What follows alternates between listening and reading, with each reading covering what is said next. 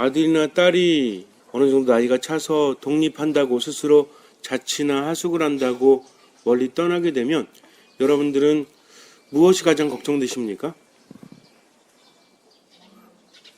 보통 아들이나 딸이 이제 저 학교 근처에서 자취할게요, 뭐 하숙할게요, 또는 회사 근처에서 우선 혼자 살도록 하겠습니다. 그러면 무엇이 가장 걱정이 되세요? 그렇죠. 뭐 제대로 먹고 있나? 그래서 한 달에 한 번, 일주일에 한 번 먹을 거 싸들고 가서 우선은 잘해주려고 했는데 집안 꼬라지를 보니 어때요? 아주 이게 사람이 사는 곳인지 뭐 짐승이 사는 곳인지 돼지우리깔인지 몰라가지고 막 잔소리를 해야 되지만 그러면서도 자기 아들, 딸이 쾌적한 공간에서 잘 먹고 잘 살기를 바라는 마음. 그래서 어느 날 갑자기 뭐 자식이 전화를 해요. 엄마가 끓여주는 된장찌개, 김치찌개 먹고 싶어요 하면 새벽이 돼도 어떻게 해요? 오라고, 엄마가 해주겠다고 라고 그렇게 말하는 것이 부모의 마음이 아니겠습니까? 아버지들 역시 마찬가지죠. 자기 자식이 좋은 거 먹고 잘 자라기를 바라죠. 왜냐하면 좋은 걸 먹어야 건강하기 때문입니다. 요즘에 우리가 텔레비전을 보거나 또는 뭐 신문지상을 통해서 또는 다른 사람들에게 이야기를 통해서 먹을 거 가지고 장난치는 사람들, 그런 사람들 보면 참으로 분노하지 않습니까? 특히 아이들이 먹는 유아식에 뭐가 들어가 있다. 그런데 그런 것들이 비싼 가격에 팔리고 있다라는 그런 뉴스를 접하게 되면 굉장히 화가 나죠. 우리가 먹고 있는 것 중에 요즘은 믿을 것이 있어요, 없어요? 그러니까 어떤 말이 나와요? 농사 져가지고 이제 먹고 살아야 되겠다. 옛날에는 농사를 짓는 것이 생계를 유지하는 그런 수단이었지만 요즘에는 뭐 주말 농장이라든지 그렇게 해가지고 조그만 땅 그렇게 뭐 빌리거나 또는 그런 프로그램도 있죠. 그래서 주말이 되면 거기에 가서 자기들이 먹을 것들 다 심어놓고 그거 이렇게 농약도 치지 않고 이렇게 하는 경우도 많습니다. 왜 그러냐면 하도 믿을 것이 없기 때문에 그래요. 밖에 나가서 뭐 먹을 때도 이게 정말 먹어서 제대로 된 건지 아니면 제대로 안 된 건지 알 수도 없고 그러다 보니까 웰빙이라는 거. 그래서 여기는 뭐 정말 순수하게 좋은 것만 넣어서 그렇게 양념을 만들어서 이렇게 하고 있습니다라고 하면 굉장히 잘 되지 않습니까? 그러니까 사람들이 가장 중요하게 여기는 것 중에 하나가 바로 먹거리라는 거죠. 왜 먹을 걸 중요하게 여기죠? 잘 먹어야 잘 살기 때문에 그래요. 여러분들은 먹기 위해 사십니까? 살기 위해 먹으십니까? 살기 위해 먹으세요. 그래요. 살기 위해 먹을 수도 있고 먹기 위해 사는 사람도 있고 어쨌든 사람들은 참 다양한데 어쨌든 이렇게 먹는 것은 우리 몸에 직접적인 영향을 주기 때문에 또 아플 때도 그렇죠. 예를 들어서 내가 아파가지고 피가 모자란다든지 아니면 수술을 해야 되는지 할 때는 뭔가 필요하지 않습니까? 그래서 그게 일치하는 사람들을 기다릴 때가 있죠. 예를 들어서 뭐 이식 수술을 한다든지 그렇게 할 때 또 피를 수혈 받아야 될 때도 가장 좋은 건 뭐래요? 피를 내가 정말 교통사고를 당하거나 어떤 일이 있을 때 수혈을 받아야 될 때 가장 좋은 피는 누구 피래요? 내 피래요, 내 피. 그래서 그런 것들을 저장해 놓는 경우도 있다고 합니다. 그래서 우리가 보통 이제 뭐 그냥 수혈뿐만 아니라 피 안에는 여러 가지 성분들이 있죠. 이런 것들을 뽑아서 쓰기 위해서 굉장히 많은 양의 피 속에 조그만 양들의 성분이 들어있는 경우에 나하고 완벽하게 일치하는 것은 바로 내 자신뿐이 없어서 때로는 무슨 줄기세포라든지 뭐 이런 것들 뭐 은행에다가 이렇게 맡겨놓기도 하잖아요. 나중에 내가 아플 때 그거 갖고 써야 되겠다 해서 요즘에는 우리 몸에서 배양시키는 그런 방식을 연구하지 않습니까? 우리 교회 안에서도 반대하는 것이 있고 또 찬성하는 것들이 있죠. 그래서 보통 애들 뭐 태아에 뭐가 이렇게 약으로 쓰인다고 하기도 하고 그러니까 그런 것들이 내 몸에 가장 맞는다죠. 그래서 우리가 얼굴 수술하거나 이럴 때도 어디 살 갖다가 붙여요? 방댕이요? 허벅지 사이라든지 이런데 그래가지고 우리 보통 이제 수술할 때 뭐가 모자라면 내 안에서 그거를 이렇게 만들어 가지고 다시 거기다 연결을 하거나 이렇게 하지 않습니까? 우리 안에 뭐 심장하고 어디를 연결시키는 이런 것들 있죠? 이런 것들 만들 때도 내 안에 있는 것을 이렇게 채취해서 그거를 만들면 100% 일치하기 때문입니다. 이식이 힘든 게 뭐냐면 내 안에서 그것을 내 몸으로 받아들이지 않을까 봐 그게 문제라는 거죠. 그래서 내 몸이 100% 맞으면 좀 상관이 없지만 내 몸과 맞지 않으면 문제가 생기죠. 그러니까 내 몸이 첫 번째로 100% 맞는 것이고 그 다음에 누가 맞을 확률이 커요?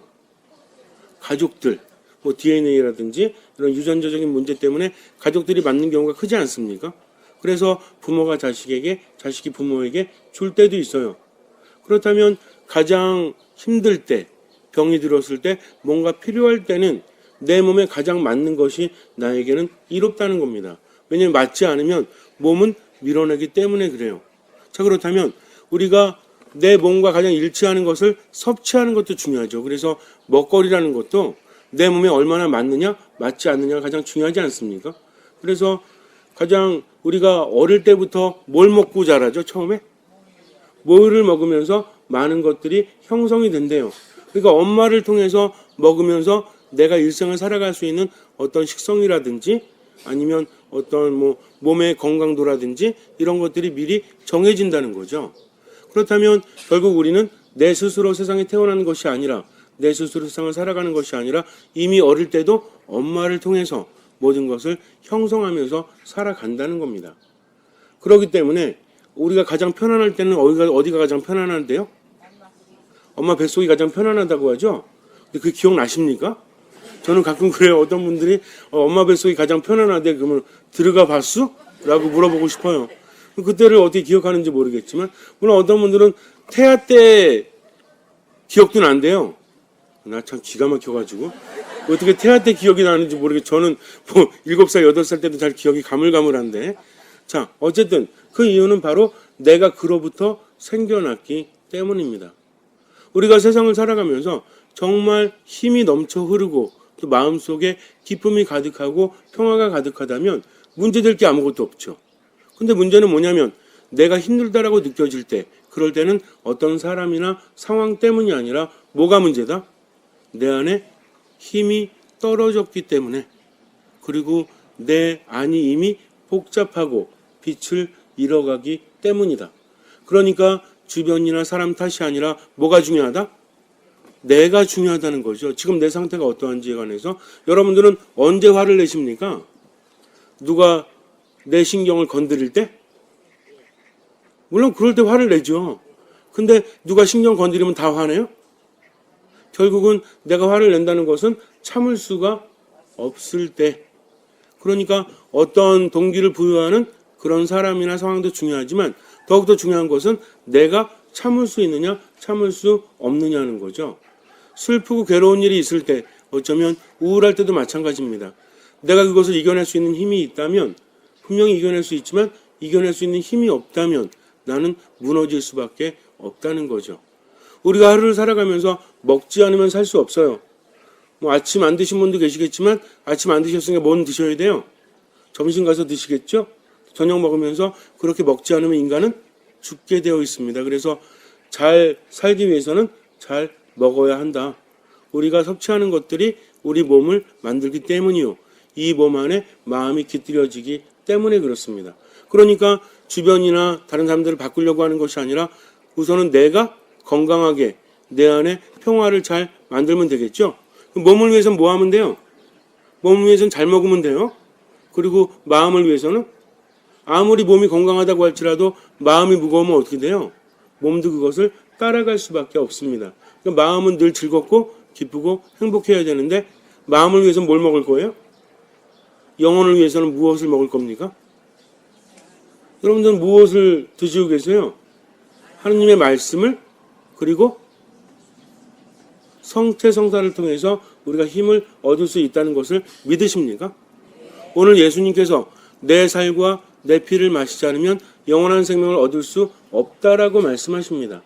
내 살을 먹고 내 피를 마시면 내가 그 안에 있고 그가 내 안에 있다라고 말씀을 하시죠.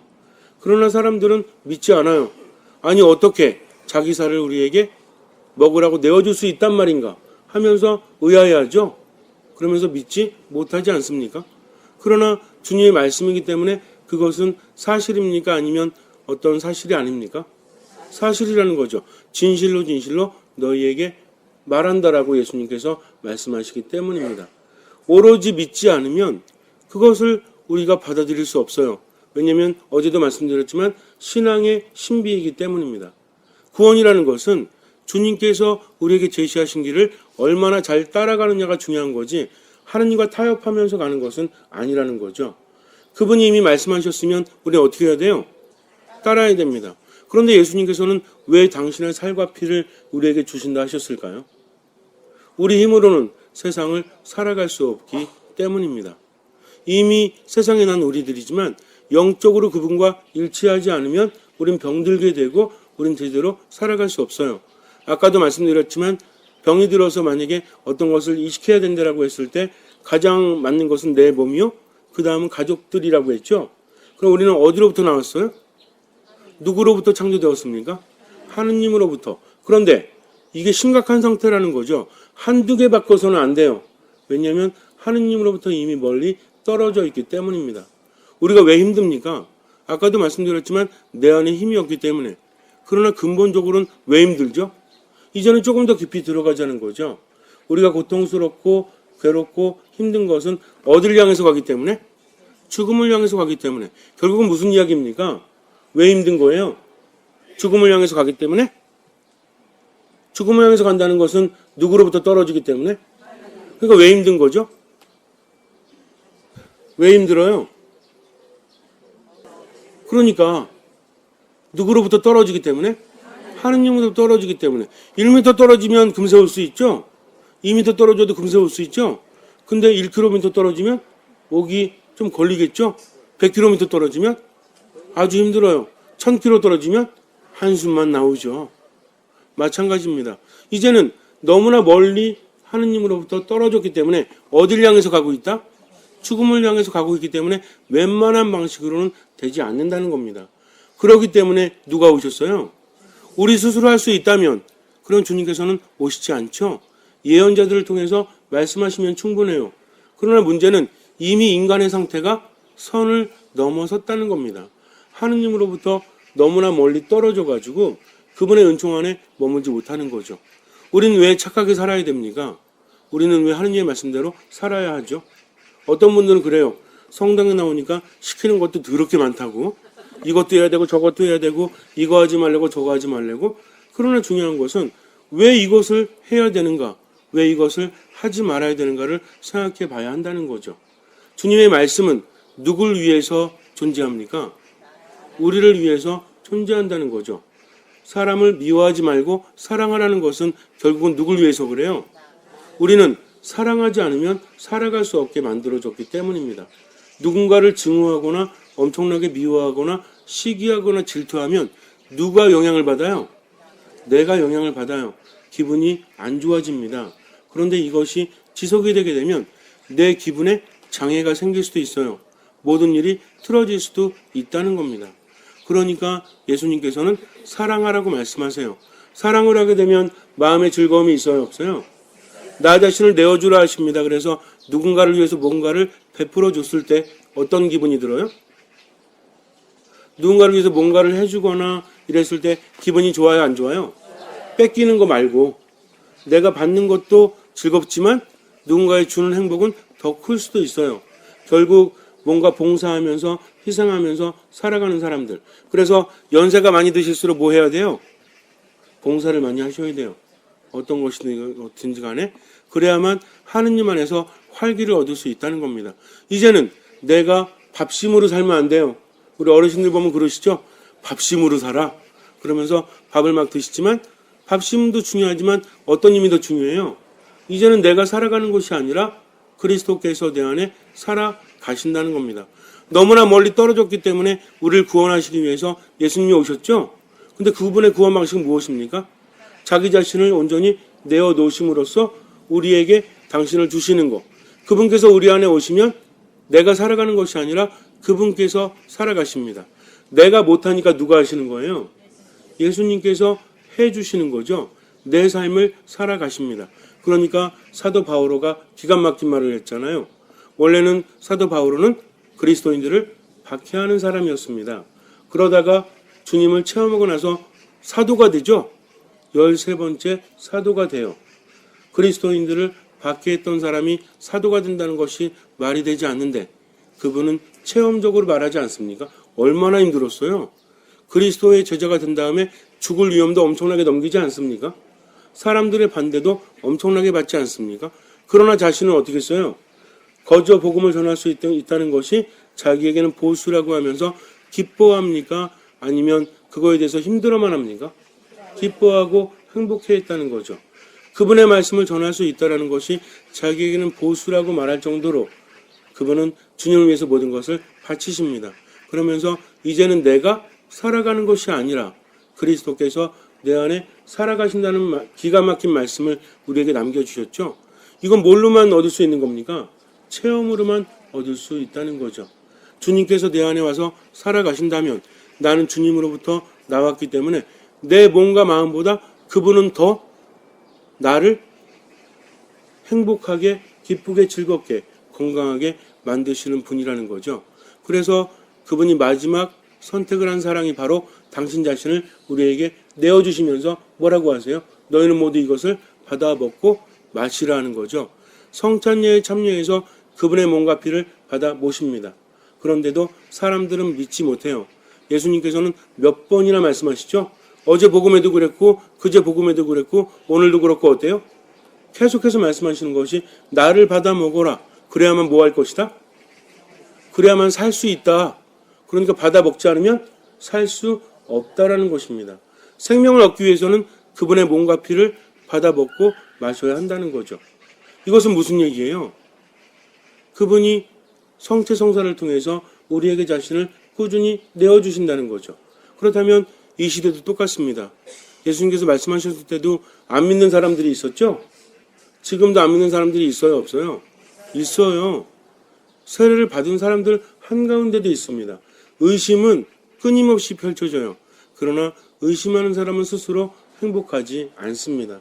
온전히 믿어야만 그분과 일치를 이룰 수 있다라는 거죠. 그분의 몸을 먹고 피를 받아 모시면 그분이 우리에게 와서 우리 삶을 살아주십니다. 이끌어주신다는 거죠. 바로 그것을 체험할 때 나는 얼마나 든든하고 행복한지 몰라요. 근데 믿지 않으니까. 물론 믿는다고 다 말은 하죠. 여러분 중에서 성체와 성혈이 예수님의 몸과 피라고 안 믿으시는 분 손 들어보세요. 믿으시는 분 손 들어보세요. 다 들 수밖에 없지. 안 들으면 쫓겨나니까. 자, 그러나 믿음이라는 것은 뭐가 따라야 된다고 그랬어요?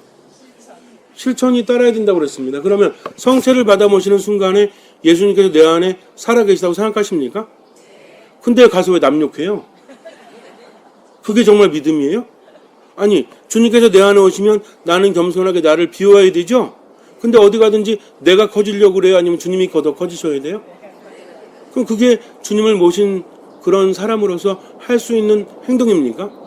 아니라는 거죠. 믿음이라는 것은 말로만 하는 것이 아니라 삶으로 실천되어져야 합니다.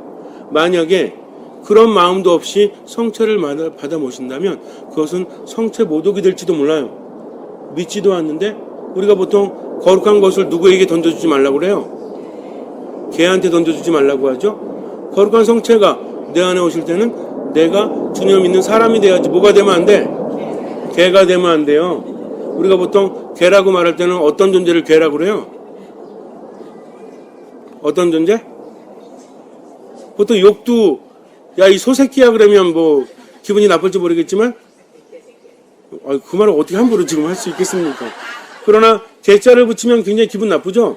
너는 성격이 왜 이렇게 소 같아? 그러면은 그래? 이런데 너는 왜 이렇게 성격이 개 같아? 그러면 어때요? 괜히 기분 나빠요. 그러니까 의미하는 것이 있다는 겁니다. 그러면 우리는 정말 성체를 모시고 사람같이 삽니까? 아니면 개같이 삽니까?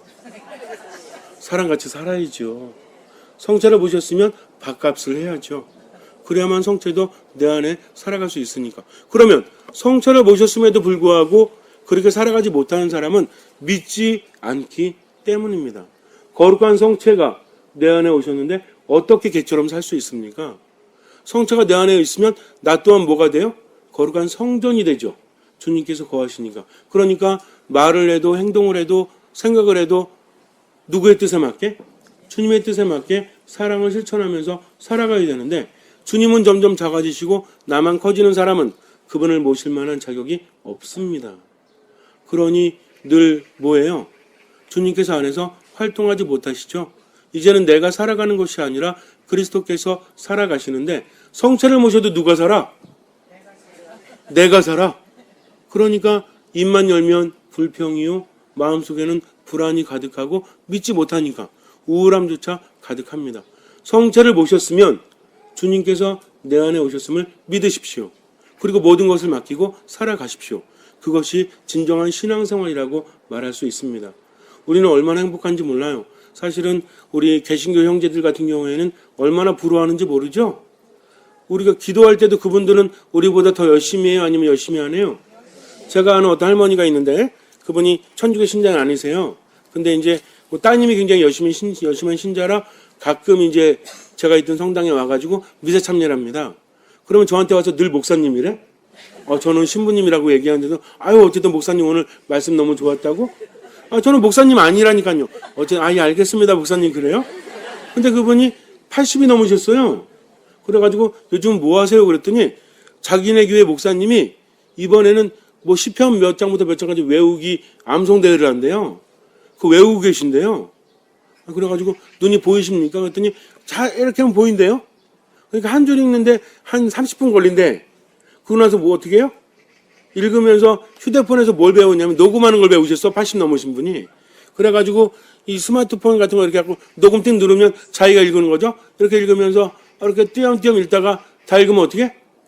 들으면서 외우는 겁니다. 누가 외우라고 그랬다고? 목사님이 외우라고 그랬다고? 성당에서 신부님 외우라고 그러면 아주 콧방귀도 안 낄걸요. 80 넘으신 분 60만 넘어도 눈앞이 가령 그냥 이렇게 있는데 무슨 성경을 읽어요? 라고 말할지 몰라요. 근데 그분들은 그렇게 열심히 하죠.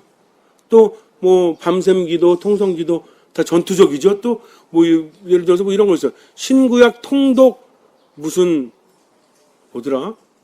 무슨 전투 무슨 투쟁 뭐 이런 거 있어요. 그래가지고 며칠 동안 뭐만 하는 거예요? 성경만 계속 읽는 겁니다. 그런데 전심자가 참여하기도 하죠. 그렇지 않습니까? 우리는요?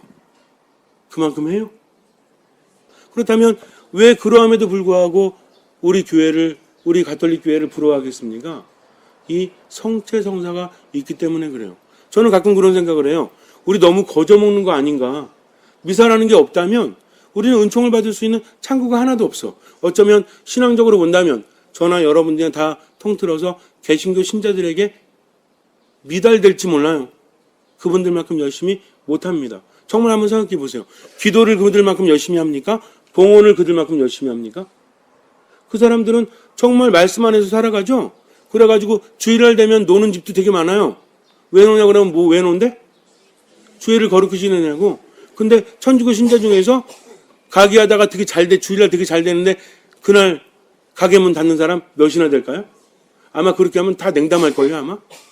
이게 우리들의 신앙이라는 겁니다. 정말 여러분들의 마음을 아프게 하려고 하는 게 아니라 저와 우리 모두를 포함해서 믿음이라고 말하고 있지만 얼마나 그분께 내가 드리고 있는가. 그것이 물질적인 것이든 영적인 것이든지 간에 내 시간은 드라마 보는 시간이 더 많아요? 아니면 기도하는 시간이 더 많아요?